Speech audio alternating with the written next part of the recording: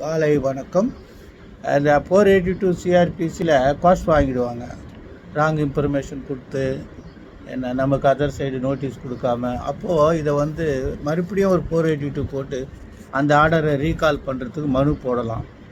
இதுக்கு நம்ம நிறைய உயர்நீதிமன்றத்தினுடைய தீர்ப்புகளை தான் ரெஃபர் பண்ணிகிட்டு இருந்தோம். இப்போ இது ஒரு உச்சநீதிமன்றத்துடைய தீர்ப்பு இருக்குது, அதை நீங்கள் வச்சுக்கிட்டாங்கன்னா நல்லது. இது என்னென்னா Ganesh Patil versus Umakant Rajoria. Ganesh Patil versus Umakant Rajoria 2022 1 Madras weekly notes criminal 547 supreme court.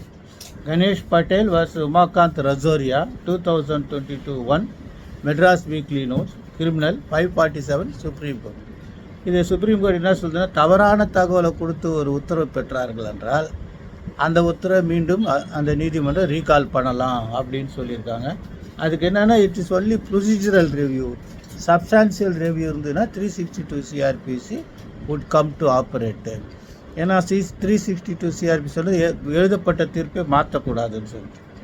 So அது ரொம்ப முக்கியமான தீர்ப்பு. இதை அங்கே வச்சுக்கிங்க. ஏன்னா உச்சநீதிமன்ற தீர்ப்பு இருந்தால் கொஞ்சம் powerful authority, law of land.